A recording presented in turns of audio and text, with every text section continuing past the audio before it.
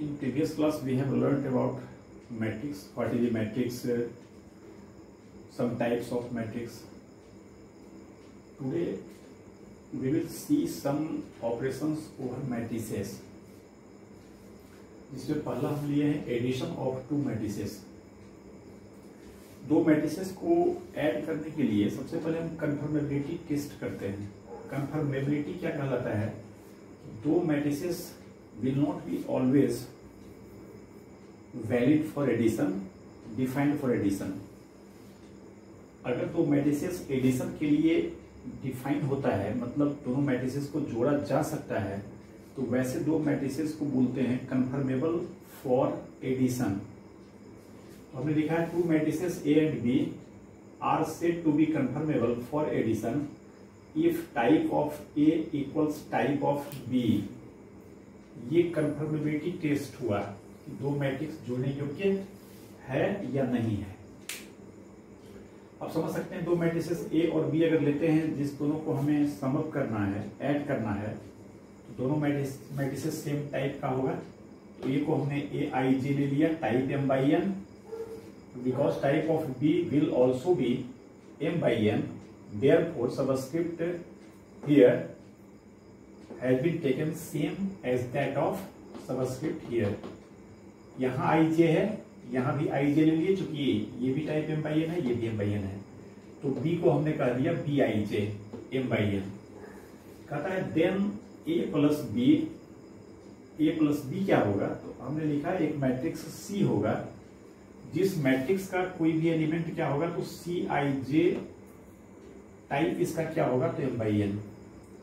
मतलब यहां तक ये क्लियर है कि दो मैट्रिसेस जो सेम टाइप का होगा तो वो जोड़ने योग्य होगा, और दोनों का जो सम करने के बाद आएगा वो भी उसी टाइप का मैट्रिक्स आएगा जिस टाइप का मैट्रिक्स ये दोनों था।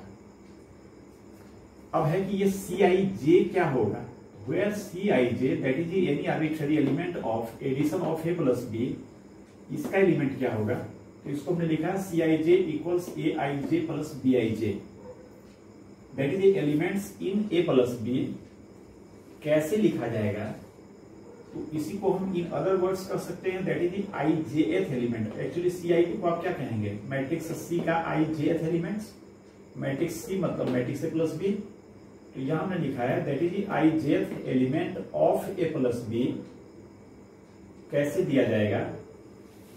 तो I J th element of A plus B equals लिख देते हैं यहां, equals I jth element of A plus I jth element of B. मतलब ए प्लस बी का कोई सा एलिमेंट हमें लिखना है तो सेम उसी प्लेस पर मैट्रिक्स ए में क्या है, मैट्रिक्स बी में क्या है, उसी प्लेस पर वो दोनों को सम करके और सी के उसी प्लेस पर लिख देंगे जिस प्लेस से हमने ए से उठाया है, जिस प्लेस से हमने बी से उठाया है, दोनों को जोड़कर सी में उसी प्लेस पर रख देंगे। ये समझ लीजिए सी का टाइप वही होगा जो ए या बी किसी का टाइप है। यहां हमने एक एग्जांपल लिया छोटा सा, ए 2/3 टाइप का मैट्रिक्स है, बी भी देख रहे हैं हम 2/3 टाइप का मैट्रिक्स है, तो ए प्लस बी भी 2/3 टाइप का मैट्रिक्स होगा। इसका ये प्लेस क्या हो गया? 1 1, यानी इसका 1 1, इसका 1 1, 2 plus 0, similarly -1 plus 5, 0 plus 3, -2 plus 4, 3 plus 3, 5 plus -1, ये सारे को लिख दिया। सिंप्लीफाई करके 2 plus 0 2, -1 plus 5 4, 0 plus 3 3, -2 plus 4 2, 3 plus 3 6, अब 5 प्लस -1 4। इस तरह से एडिशन एक तरह से समझे तो सिंपल है, सिर्फ देख लेना है दोनों मैट्रिसेस का टाइप सेम है या नहीं है, और टाइप अगर सेम है तो एडिशन करने के बाद क्या होगा, तो कॉरस्पॉन्डिंग प्लेस के एलिमेंट्स को लेंगे दोनों का, और दोनों को सम अप करके और एडिशन वाले मैट्रिक्स में उसी प्लेस पर लिख देंगे। इसके बाद सम प्रॉपर्टीज ऑफ एडिशन। अगर एडिशन ऑफ टू मैट्रिसेस को हम लोग ढंग से समझते हैं तो इसका प्रॉपर्टी भी सेल्फ ऑब्वियस है, कोई ज्यादा बात इसमें समझने जैसा, ज्यादा दिमाग पर जोर डालने जैसी बात नहीं है। हम समझ सकते हैं मैट्रिक्स एडिशन का प्रॉपर्टी को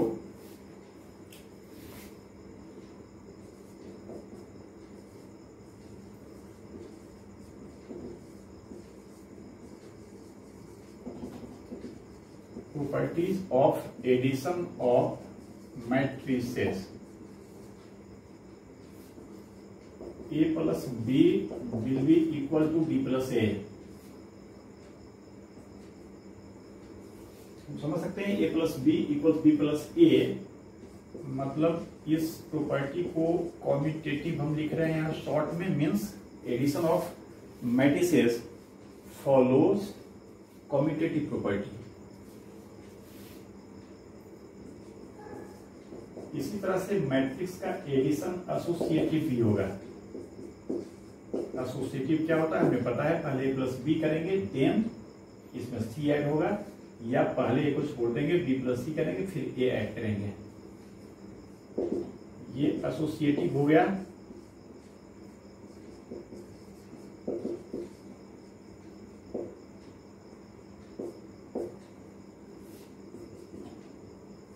फिर किसी मैट्रिक्स में अगर हम नल मैट्रिक्स को सम अप करेंगे या नल मैट्रिक्स में उसी मैट्रिक्स को सम अप करेंगे तो ये मैट्रिक्स इटसेल्फ ए आएगा, ए प्लस नल मैट्रिक्स या null matrix plus A, this equals A. इसको हम जानते हैं यही आइडेंटिटी एलिमेंट होता है, एग्जिस्टेंस ऑफ आइडेंटिटी। जैसे हम कहते हैं ना कि एडिशन ऑपरेशन में अगर रियल नंबर फैमिली की बात करें तो 0 is the additive identity element for the set of real because 0 belongs to real such that if we take any real a then a plus 0 will be equal to 0 plus a, therefore 0 is the identity element for operation addition over set real number। अगर हम natural number की बात करें तो natural number में identity element addition operation के लिए exist नहीं करेगा। क्यों नहीं करेगा? तो अगर एडिशन के लिए आइडेंटिटी एलिमेंट होगा तो that will be 0 and 0 is not contained by set of natural, therefore simple जो हमारा अलजेब्रिक ऑपरेशन एडिशन है उसके लिए नेचुरल नंबर के फैमिली में आइडेंटिटी एलिमेंट एग्जिस्ट नहीं करेगा। यहां समझ सकते हैं we have understood about null matrix or zero matrix। In zero matrix every entry will be 0, therefore if we add this null matrix to matrix A then after addition we will find the same as that of matrix A। क्यों? क्योंकि इसके हर एक element में तो हम 0 ही जोड़ेंगे ना, इसमें तो 0 ही एंट्री रहेगा ना। फिर A में अगर मैट्रिक्स माइनस ए को जोड़ते हैं या माइनस ए में ए को जोड़ते हैं तो ये नल मैट्रिक्स देगा। ध्यान देंगे ये 0 नहीं है, ये नल मैट्रिक्स है, 0 मैट्रिक्स है। जिस तरह से आप देखते हैं रियल नंबर के फैमिली में जोड़ के लिए इनवर्स एलिमेंट क्या होगा, तो 5 plus minus 5 equals minus 5 plus 5 equals 0, therefore 5 का इनवर्स क्या होगा तो माइनस 5 होगा। यानी इनवर्स हम वैसे एलिमेंट को कहेंगे जिससे हम ऑपरेट करेंगे जिसका इनवर्स कर रहे हैं उसके साथ, या इसको कॉम्प्यूट करके भी करेंगे, यानी 5 में माइनस 5 को ऐड करेंगे या माइनस 5 में 5 को ही ऐड करेंगे। तो ये आइडेंटिटी एलिमेंट देना चाहिए उस ऑपरेशन का।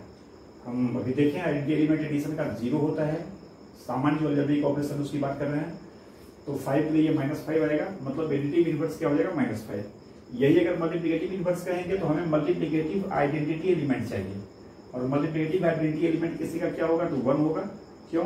तो 1 को किसी में मल्टीप्लाई करेंगे या 1 में ही उसको मल्टीप्लाई करेंगे तो वही नंबर रह जाएगा। देयरफॉर जब हम मल्टीप्लिकेटिव इनवर्स ढूंढेंगे 5 का तो हम कहेंगे 5 into some number equals this same some number multiplied by 5 and this would be 1। यहाँ 0 का रहता है एडिशन में, क्योंकि एडिटिव आइडेंटिटी एलिमेंट 0 है और मल्टीप्लिकेटिव आइडेंटिटी एलिमेंट 1 है, देयरफॉर 1। और इस तरह से 5 का जो इनवर्स हो जाएगा ये क्या हो जाएगा तो 1/5, 5 में 1/5 से मल्टीप्लाई करें या 1/5 में 5 से मल्टीप्लाई करें। तो इस तरह से अब यहाँ पर एक बात है कि माइनस ए क्या है, नेगेटिव ऑफ ए क्या है, इसके बाद जस्ट स्केलर प्रोडक्ट देखेंगे तो वहां पर इसको डिफाइन करेंगे। ऐसे अभी आप सिंपली समझें कि माइनस ए का मतलब क्या होता है, तो कोई भी मैट्रिक्स के हर एक एलिमेंट का साइन हम चेंज कर देंगे। मतलब मैट्रिक्स के हर एक एलिमेंट में -1 से गुना करेंगे मैट्रिक्स के हर एक एलिमेंट में, तो वो निगेटिव ऑफ दैट मैट्रिक्स कहलाएगा।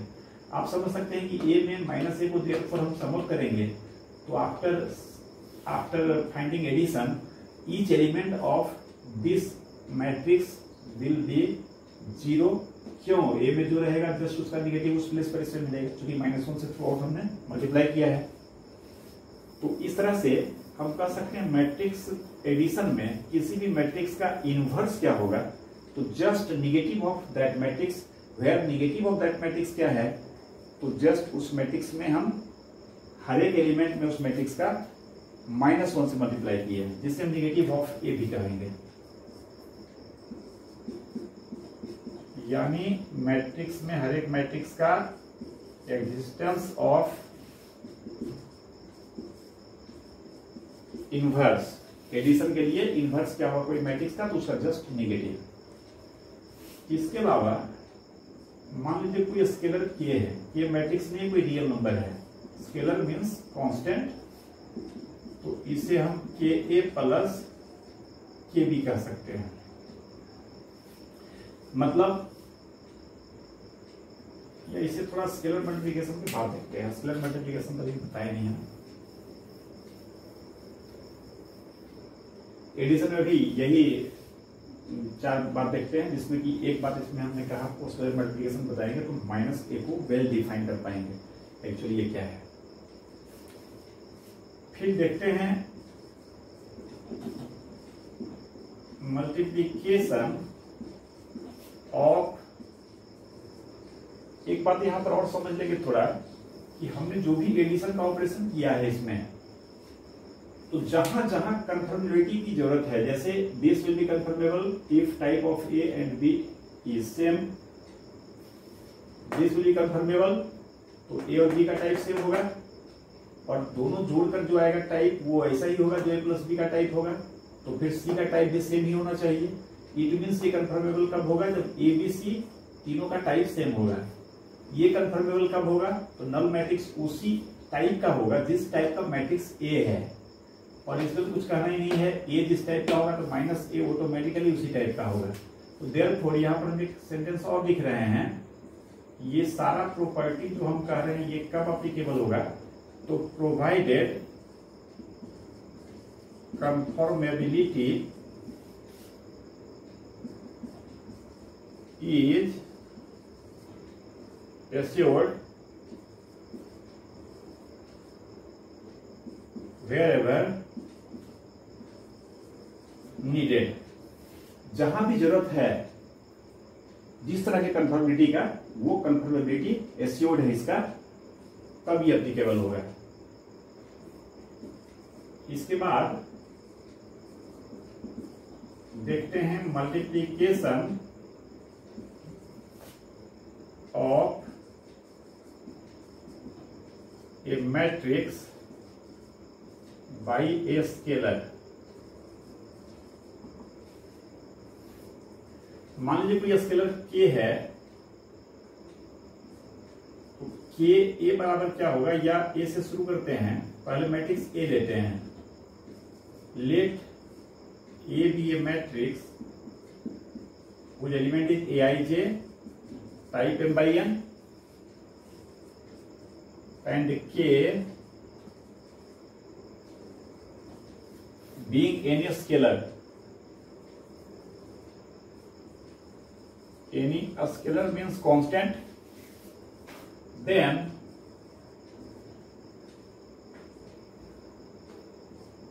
Scalar k multiplied with matrix a, इसे हम ka से लिखते हैं।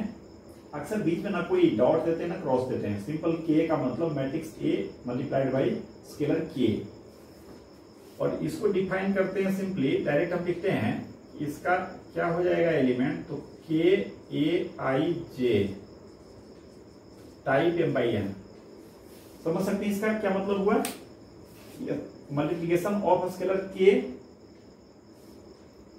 मैट्रिक्स ए में करेंगे तो ये क्या देगा, तो ए के हर एक एलिमेंट देख रहे हैं ए आई जे में के से मल्टीप्लाई कर दिया, मतलब ए के हर एक एलिमेंट को ये के टाइम्स से इंक्रीज कर देगा, मतलब हर एक एलिमेंट में के से मल्टीप्लाई हो जाएगा। ये भी सिंपल है, इसी की बात यहाँ आपको समझा रहे थे कि -1 से गुना करेंगे ए के हर एक एलिमेंट को, that will give negative of matrix A.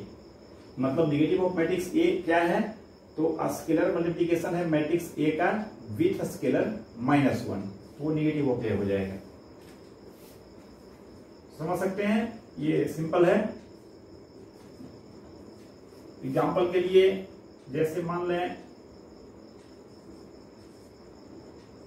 Late A equals, एक मैट्रिक्स ले लेते हैं 1 2 0 -3 5 3। ये किस टाइप का मैट्रिक्स हो गया, 3/2 टाइप का। तो देन अगर हम 2a लिखना चाहें तो 2a क्या हो जाएगा, तो इसके हर एक एलिमेंट में 2 2 2 सबसे मल्टीप्लाई हो जाएगा। देयरफॉर आफ्टर मल्टीप्लिकेशन यहाँ 2 यहाँ 4, 0 में 2 से मल्टीप्लाई करेंगे 0 ही होगा, ये मल्टीप्लाई होगा -6, ये 10 हो जाएगा और ये 6 हो जाएगा। तो किसी मैट्रिक्स में किसी स्केलर से मल्टीप्लाई करेंगे तो ये भी आप समझ सकते हैं, बहुत सिंपल चीज है। उसके हर एक एलिमेंट को उतना टाइम्स से बढ़ा देंगे, इंक्रीज कर देंगे। ठीक है, अब इसमें कुछ प्रॉपर्टी लेते हैं।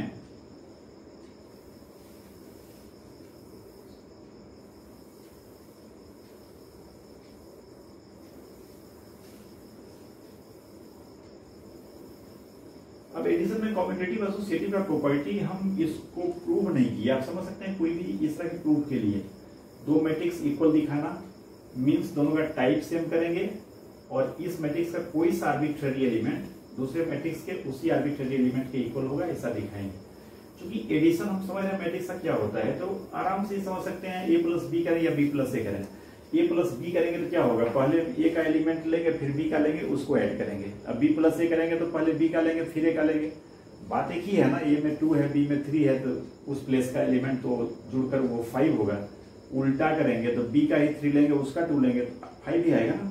क्योंकि एडिशन कॉम्यूटेटिव है रियल नंबर में, देयरफॉर मैट्रिक्स एडिशन में भी क्या होगा, वो कॉम्यूटेटिव ही होगा। तो इसका प्रूफ पर हम ज्यादा फोकस नहीं कर रहे हैं, अभी आएगा उस तरह कुछ केस कॉम्प्लिकेटेड, तो थोड़ा प्रूफ भी उसका देखेंगे कैसे लिखेंगे।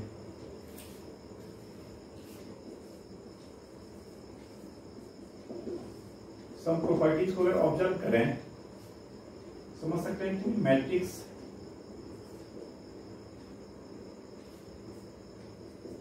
ए और बी कन्फर्मेबल फॉर एडिशन है और हम इसको ऐड करके के से मल्टीप्लाई करें या पहले ही के से इसमें मल्टीप्लाई कर दें ए में और फिर बी में और देन इसको ऐड करें। आप समझ सकते हैं कि ए प्लस बी करेंगे तो कोई सा एक एलिमेंट को समझने का प्रयास करें। ए और बी का मान जो कोई प्लेस है उसका एलिमेंट 2 और 3 है और के का मान 5 है। तो पहले अगर आप सम अप करेंगे तो उस प्लेस पर 5 आएगा, देन 5 से मल्टीप्लाई होगा 25 और पहले इसको मल्टीप्लाई करेंगे तो उस प्लेस पर 10 कर देगा और इसको चेंज करके उस प्लेस पर 15 कर देगा। इसको भी जोड़ेंगे तो क्या 25 ही आएगा। तो देयरफॉर कोई स्केलर से अगर हम मल्टीप्लाई करते हैं इन एडिशन ऑफ 2 मैट्रिसेस तो then value of that will be same as कैसा, तो दोनों में अलग अलग स्केलर से मल्टीप्लाई करके जुड़ेंगे। निगेटिव ऑफ ए क्या होगा ये हम अलग से लिख नहीं रहे, आप समझ रहे हैं। -1 से मल्टीप्लाई करेंगे स्केलर -1 होगा तो वो निगेटिव हो जाएगा उसका। फिर मान लीजिए k1 k2 दो कांस्टेंट है, दो स्केलर है और इससे a में मल्टीप्लाई कर रहे हैं। ये ब्रैकेट का मतलब क्या हुआ कि k1 k2 से पहले ही मल्टीप्लाई कर लिया आपस में एंड देन a के हर एक एलिमेंट में इससे मल्टीप्लाई करेंगे। या k1 को हम रहने दें, k2 से ही पहले मल्टीप्लाई a में कर लें फिर k1 से बाद में करें। बात तो वही होगा ना, ये का हर एक element k1 into k2 times से इंक्रीज करेगा। इससे पहले हम k2 टाइम्स से उसको बढ़ा दिए सब एलिमेंट को गुना करके, अब फिर उसमें k1 से गुना करेंगे तो फिर k1 टाइम्स से बढ़ जाएगा। एक एलिमेंट जैसे था वैसे रहेगा, बाकी रिजल्टेंट क्या होगा गुना करने से ये भी ऑपरेट करेंगे तो k1 इंटू k2 टाइम्स से इंक्रीज कर जाएगा उसका एलिमेंट। इसी तरह से हम k2 को यहां रहने दें और k1 इंटू ए करें, सब एक ही बात होगा। ठीक है। इसी तरह से दो स्केलर है K1 प्लस K2, इसमें अगर कोई मैट्रिक्स ए से मल्टीप्लाई करें या हम K1A प्लस K2A अलग अलग करें फिर इसमें ऐड करें, समझ सकते हैं। पहले दोनों को हम सम अप करेंगे तो ए का कोई भी एलिमेंट, एक जगह का एलिमेंट मान लीजिए 2 है, K1 K2 3 प्लस 5 है, तो ये 8 इंटू 2 होगा। उसी जगह का एलिमेंट, हम एक एलिमेंट की बात कर रहे हैं। और अगर पहले ही हम मल्टीप्लाई कर देंगे तो ए के उस एलिमेंट को क्या करेगा, K1 2 टाइम्स से इंक्रीज कर देगा, 3 टाइम्स ये इंक्रीज हो जाएगा। उल्टा बोल दिए, 2 एलिमेंट किसका है, ए का ना, किसी भी जगह का। K1 K2 है 3 और 5, तो ए के उस एलिमेंट को क्या करेगा, 3 टाइम्स इंक्रीज करेगा। और फिर ए के उस एलिमेंट को K2 क्या करेगा, तो 5 टाइम्स इंक्रीज करेगा। तो 3 इंटू 2 प्लस 5 इंटू 2, बातें किया ना, इसको लिख ही सकते हैं ऐसे। तो इस तरह से स्केलर मल्टीप्लिकेशन में ये कुछ रिजल्ट हुआ। निगेटिव पे मैट्रिक्स समझ ही रहे हैं, मैट्रिक्स में हम जस्ट -1 से मल्टीप्लाई करेंगे। तो ये एडिशन का ऑपरेशन हुआ और स्केलर मल्टीप्लिकेशन का ऑपरेशन हुआ। इस पर भी आपको क्वेश्चन रहेगा सिंपल, उसको देखेंगे। और अब हम लोग देखेंगे अगला ऑपरेशन,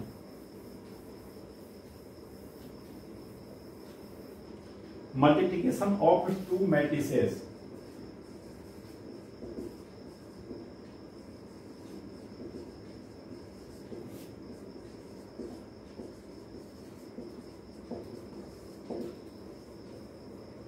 ये ऑपरेशन थोड़ा समझने वाला है, इसको थोड़ा ध्यान से समझेंगे। इसमें भी पहले हम कन्फर्मेबिलिटी टेस्ट करते हैं। कोई भी 2 मैट्रिक्स हमेशा लेंगे वो कन्फर्मेबल फॉर मल्टीप्लिकेशन नहीं होगा। तो पहले ये समझना है कि 2 मैट्रिसेस कन्फर्मेबल फॉर मल्टीप्लिकेशन क्या होगा। जैसे एडिशन में नहीं होता है हर एक 2 मैट्रिक्स एडिशन होने लायक, वैसे मल्टीप्लिकेशन में भी नहीं होता है। तो मल्टीप्लिकेशन का कन्फर्मेबिलिटी टेस्ट कैसे करते हैं इसको समझेंगे पहले। तो 2 matrices A and B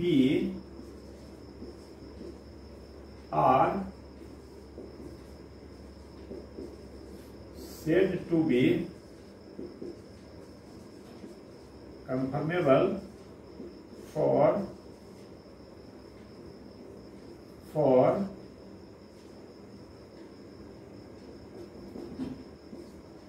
multiplication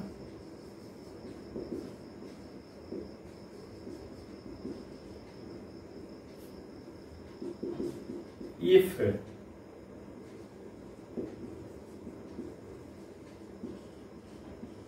number of columns in A, इसे आप प्री फैक्टर भी कह सकते हैं क्योंकि पहले हमने A कहा है, आर कन्फर्मेबल, बल्कि यहां थोड़ा लिख देते हैं conformable in this order. In this order means जिस ऑर्डर में हमने कहा है, in this order said to be conformable for multiplication.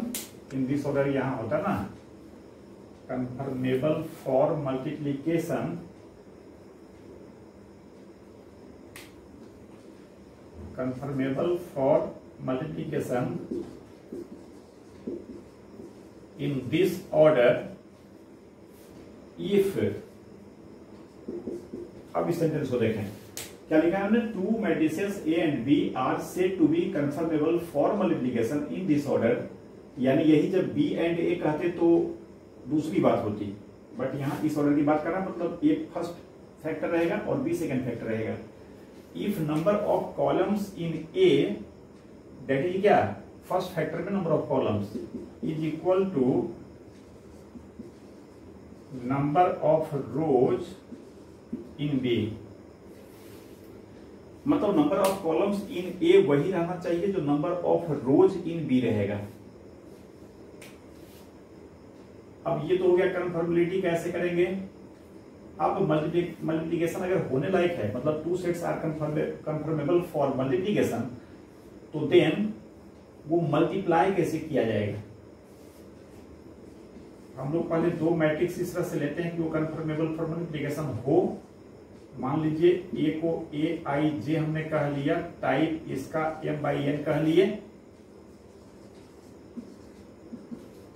And B को आप समझ सकते हैं कि कन्फर्मेबल ए बी कब होगा, जब इसका कॉलम मत मीन्स n, इसका रो वही होना चाहिए। n के लिए यहां सबस्क्रिप्ट j है, तो यहां हम b के साथ सबस्क्रिप्ट में पहला j कर लेते हैं, दूसरा k कर लेते हैं। समझ सकते हैं यहां j लास्ट में है, यहां j फर्स्ट में होना चाहिए, सो दैट कि कॉलम और रो का कॉम्बिनेशन बन सके, बहुत सेम चुकी होता है। तो इसका टाइप रो तो ये नहीं रहेगा, इसको हम पी आर कुछ भी कह लिए, मान लेते हैं n/p। तो अभी तक हमने जो समझा उसके accordingly multiplication of a and b will be conformable for multiplication of a and b will be conformable. सही है। अब है कि ये कैसे लिखेंगे हम, मल्टीप्लिकेशन कैसे होगा। तो ये कहता है कि a इंटू बी जो होगा, इसको मैं ऐसे लिख रहे हैं, this will B a matrix C। ध्यान से समझेंगे, एक मैट्रिक्स C हमने लिखा। अब C लिखा तो इसका एलिमेंट क्या होगा और इसका टाइप क्या होगा। तो ये क्या होता है कि ये n और n जो आप देख रहे हैं, ये दोनों अगर इक्वल है तो ये गुना होने योग्य बनाएगा इसको। और टाइप इसका क्या डिसाइड करेगा, स्मॉल c लिख रहे हैं यहां, और I लिख रहे हैं और K लिख रहे हैं। ये लिखने के साथ ही हमें ये समझ में आना चाहिए, it means matrix A B का टाइप क्या होगा। तो ए में जितना रो है उतना रो होगा इसमें, और बी में जितना कॉलम है उतना कॉलम होगा इसमें। इसके टाइप को डिसाइड करने में इस मैट्रिक्स का कॉलम और इस मैट्रिक्स का रो, इसका कोई रोल नहीं होगा। उसका रोल क्या होगा, तो दोनों को गुना होने योग्य बनाने में होगा रोल तो है उसका। अगर ये दोनों सेम नहीं होता तो ये मल्टीप्लिकेशन ही डिफाइन नहीं होता, मल्टीप्लिकेशन कन्फर्मेबल नहीं होता, तो मल्टीप्लिकेशन होता ही नहीं। तो आप जस्ट इस तरह से इसको समझें कि इसका कॉलम और इसका रो, ये दोनों इसको गुना होने योग्य बनाएगा, और उसके बाद उसका कोई रोल नहीं है।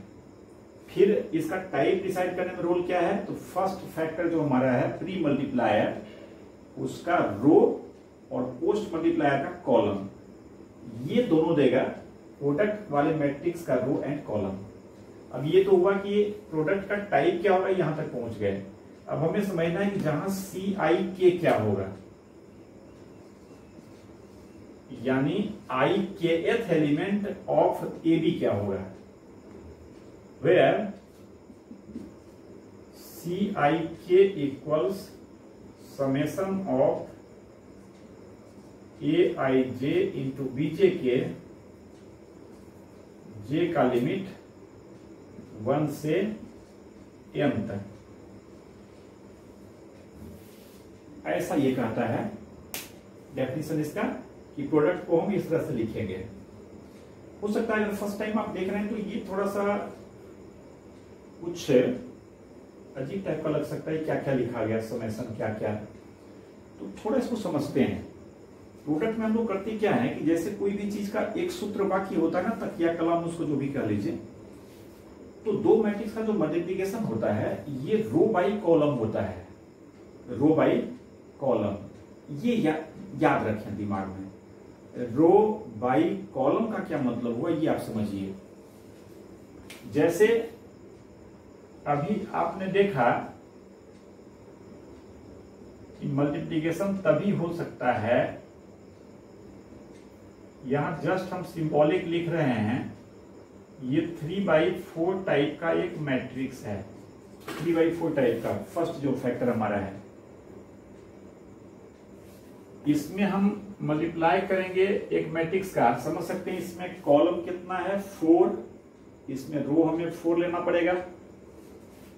तो मान लीजिए रो 4 लेंगे, मीन्स इस तरह से कॉलम जितना मन करे उतना लें, मान लीजिए कॉलम और ले लेते हैं,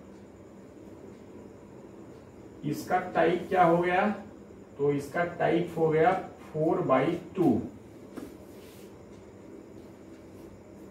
आराम से समझेंगे, ये ए है, ये बी है, समझ सकते हैं। टाइप को देखते हुए इसका कॉलम और इसका रो सेम है, देयरफॉर मल्टीप्लिकेशन होगा। और आफ्टर मल्टीप्लिकेशन क्या होगा, तो एक मैट्रिक्स मिलेगा हमें जिसका टाइप क्या होगा, तो जिसमें रो 3 होगा और कॉलम्स 2 होगा। मतलब इसका टाइप कुछ इस तरह से होगा, 3 रोज एंड 2 कॉलम्स। ये क्लियर है ना। आफ्टर मल्टीप्लिकेशन हम सिर्फ अभी टाइप की बात कर रहे हैं, ये 3/2 होगा। और हमने ये बात किया कि ये मल्टीप्लिकेशन होगा कि नहीं होगा, तो कंफर्मेबिलिटी के हिसाब से देख लीजिए मल्टीप्लिकेशन होगा। अब इस चीज को समझें, जो रो बाई कॉलम हमने कहा था कि इसका कोई सा एलिमेंट लिखना है, ये तो हो गया कैसे होगा। अब यहां क्या होगा एलिमेंट, रैंडमली कहीं से शुरू कर सकते हैं। चलिए फर्स्ट ही हम देखते हैं, तो हम देखेंगे कि इसमें कौन सा जगह है, ये फर्स्ट रो है और कॉलम भी फर्स्ट है। तो रो बाई कॉलम का क्या मतलब हुआ कि रो इसका फर्स्ट है, कॉलम भी फर्स्ट है। तो इसको लिखने के लिए हम इसका फर्स्ट रो लेंगे और इसका फर्स्ट कॉलम लेंगे, इसका फर्स्ट रो, इसका फर्स्ट कॉलम, और लेकर क्या करेंगे, तो जस्ट मल्टीप्लाई करेंगे। देखेंगे आप, ये मल्टीप्लाई ये दोनों का, फिर ये दोनों, फिर ये दोनों। आप समझ सकते हैं कि पहले ही हमने कहा है कि इसमें जितना कॉलम है उतना इसमें रो है, तभी गुना होगा।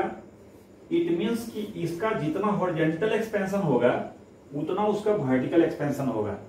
और जब भी आप रो बाई कॉलम प्रोसीड करेंगे तो हर एक केस में इसके हर एक एलिमेंट के बदले कोई ना कोई एलिमेंट मिलेगा, चूंकि टाइप पहले ही मैनेज है। मतलब कि ए बी को डिफाइन होने के लिए चूंकि रो बाई कॉलम होता है, फर्स्ट का रो लेते हैं, सेकेंड का कॉलम लेते हैं, तो इसका जितना रो का एक्सपेंशन होगा उतना उसके कॉलम का एक्सपेंशन होगा। अब रो के एक्सपेंशन के लिए रिस्पॉन्सिबल कौन होता है, रो के एक्सपेंशन के लिए रिस्पॉन्सिबल होता है कॉलम। जितना ज्यादा कॉलम उतना ज्यादा जो हमारा क्या कहते हैं, जितना ज्यादा कॉलम होगा उतना ज्यादा हमारा ये हॉरिजॉन्टल विस्तार होगा। और इसमें जितना ज्यादा रो होगा उतना ज्यादा ये वर्टिकल विस्तार होगा, वर्टिकल एक्सपेंशन होगा। तो ये रो बाई कॉलम का फंडा समझे ना, रो बाई कॉलम लेंगे, इट मीन्स इसमें जितना कॉलम है उतना इसमें रो रहेगा, तब हमको हर एक के बदले मिलेगा। अब समझ सकते हैं कोई भी, जैसे हम इस एलिमेंट को लिखना चाहें, ये एलिमेंट को क्या कहेंगे, रो 2 है, कॉलम 3 है, तो हम इसका रो 3 उल्टा बोल दिए, रो 3 है, इसका हम 3 रो लेंगे, थर्ड रो लेंगे। कॉलम 2 है, इसका हम सेकेंड कॉलम लेंगे, इसका थर्ड रो, इसका सेकेंड कॉलम, और लेके फिर उसी स्टाइल से करेंगे। दिस 2 का मल्टीप्लिकेशन प्लस ये दोनों का मल्टीप्लिकेशन प्लस ये दोनों का मल्टीप्लिकेशन प्लस ये दोनों का मल्टीप्लिकेशन, ये सबको प्लस करके जो आएगा यहां लिखा जाएगा। आप समझ सकते हैं कि सिर्फ रो बाई कॉलम हम दिमाग में रखें, और इसके बाद अगर हम इसको और प्रोसीड करना चाहें, मान लीजिए इसका टाइप क्या होगा, ये नहीं दिमाग साथ दे रहा है हमारा समझने में, हम यहां पर एलिमेंट लिखना चाहेंगे, यहां पर क्या होगा, तो ये जगह देखेंगे रो कौन सा है, फर्स्ट है, इसका फर्स्ट रो लेंगे। कॉलम कौन सा है, कॉलम ये थर्ड है, तो इसका थर्ड कॉलम लेंगे। हम देखेंगे इसमें थर्ड कॉलम है क्या, थर्ड कॉलम है ही नहीं। तो अगर हम यहां से भटकना भी चाहें, मिसलीड भी करें, तो नहीं करने देगा हमको, आगे कॉलम मिलेगा नहीं, तो फिर इसको खत्म कर देंगे। मतलब हमें क्या दिमाग में रखना है, रो बाई कॉलम, इधर का रो उधर का कॉलम, कॉरस्पॉन्डिंग एलिमेंट्स का प्रोडक्ट और प्रोडक्ट का एडिशन, और उसी जगह पर उसका लिख देना है। जैसे मान लीजिए इसका हम ये रो लेते हैं, ये सेकेंड रो है, और इसका हम फर्स्ट कॉलम लेते हैं, तो ये इसमें कहां आएगा, सेकेंड रो में जाएंगे, ये सेकेंड रो है, और कॉलम फर्स्ट, यानी यहां पर आएगा। ये जो मल्टीप्लाई ऐसे ऐसे करके होगा ना, सबको एडिशन करके हम यहां पर लिखेंगे, सेकेंड रो फर्स्ट कॉलम का एलिमेंट। सही है। इसी चीज को यहां हमने कॉम्पैक्ट फॉर्म में, जनरलाइज्ड फॉर्म में लिखा है। अब इस चीज को थोड़ा समझने का प्रयास करें। ये जो स्ट्रक्चर है ये क्या हुआ।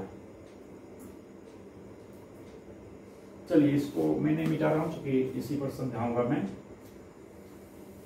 बाकी थोड़ा जगह चाहिए मुझे।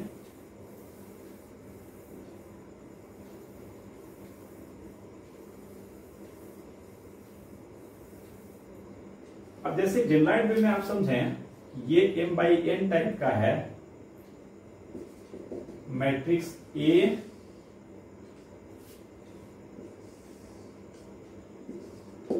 और मैट्रिक्स बी है n/p टाइप का।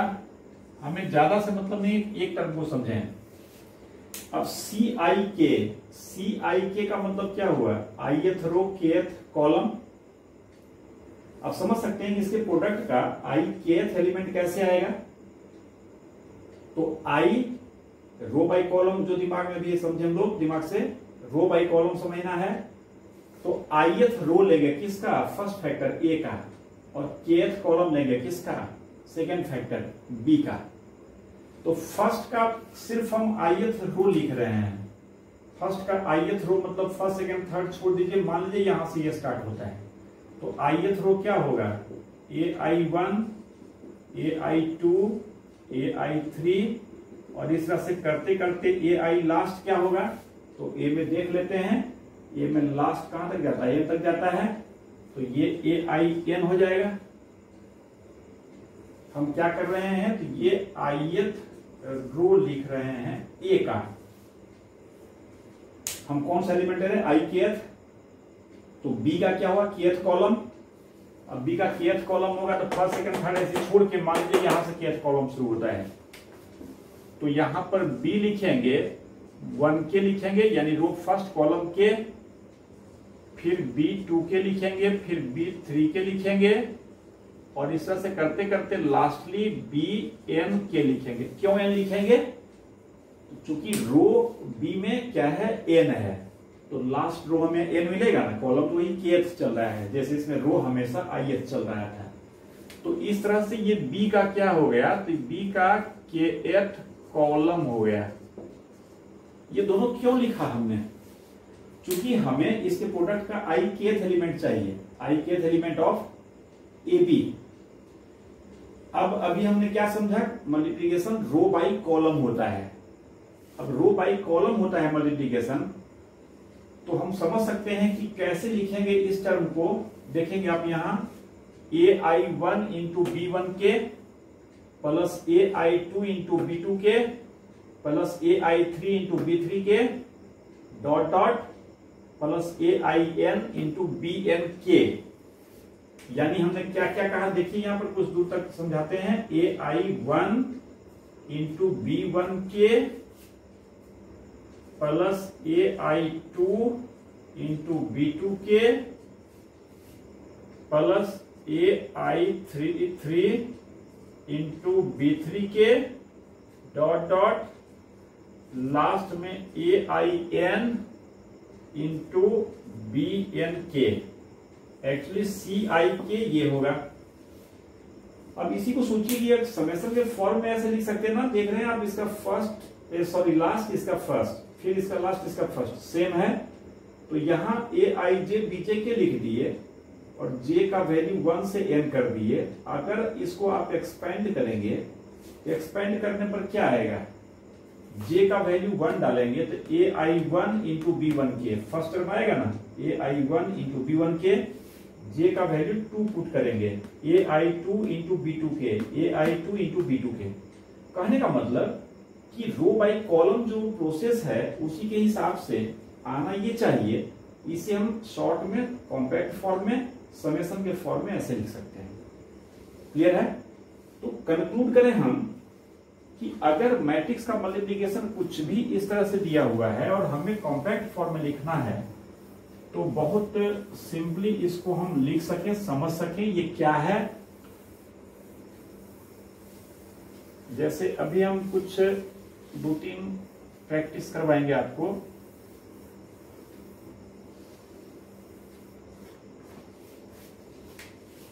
जैसे मान लीजिए कि matrix A x P Q W by S है, और मैट्रिक्स बी जाहिर है ये क्यू है, ये एस है, तो वाई क्यू जेड कर लेते हैं। समझ सकते हैं ये क्यू क्यों लिए, ये कॉलम के लिए स्टैंड कर रहा है ना, यहां रो के लिए ही होगा। ये एस है तो यहां एस कर लिए, और यहां पर कुछ लिख दिए, मान लीजिए आर लिख दिए। पहली बात ये समझना कि ए और बी कंफर्मेबल होगा कि नहीं मल्टीप्लिकेशन के लिए। इसमें कॉलम एस, इसमें रो एस होगा। अब होगा तो ये ए बी जो मैट्रिक्स होगा, अगर इसे हम इसे एक मैट्रिक्स मान लीजिए हम सी कह लें, जिसका एलिमेंट क्या होगा, तो ये सबस्क्रिप्ट पहले लिखना। आप समझ सकते हैं सबस्क्रिप्ट क्या होगा, क्यू, और क्यू तो कंफर्मेबल किया इसको मल्टीप्लिकेशन के लिए, रो के लिए पी, और कॉलम के लिए क्या जेड। टाइप यहां क्या होगा, इसका टाइप डब्ल्यू मल्टीप्लाइड बाई इसका टाइप कॉलम का आर, मतलब इसका टाइप होगा डब्ल्यू बाई आर, जहां इसका पी जेडेथ एलिमेंट क्या होगा, यानी सी पी जेड कैसे लिखाएगा, तो summation of X P Q multiplied by Y Q Z. दोनों एलिमेंट जैसे यहां ए आई जे और बी जे के लिखे थे वैसे दोनों लिखा गया। दोनों में जो कॉमन q है उस पर लिमिट होगा, q का वैल्यू फ्रॉम 1 to, देखेंगे q कहां तक जाता है, s तक जाता है। यहां भी देख सकते हैं, यहां भी देख सकते हैं, यहां देखेंगे तो सेकेंड प्लेस पर, यहां देखेंगे तो फर्स्ट प्लेस पर। वो डिसाइड कर लेना है 1 to कहां तक, तो s तक। इस तरह से हम इस केस के ए बी को लिख सकते हैं, है ना। अब कोई न्यूमेरिकल एग्जांपल अगर है तो सिंपली जैसे मैंने कहा रो बाई कॉलम दिमाग में रखना है, रो बाई कॉलम फॉलो करते हुए मल्टीप्लिकेशन का काम कर सकते हैं।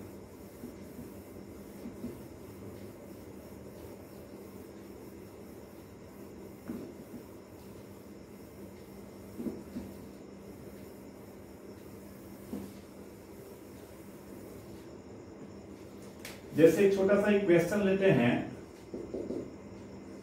मान लीजिए A1 -2 0 3 4 3 किस टाइप का हो गया, 2/3।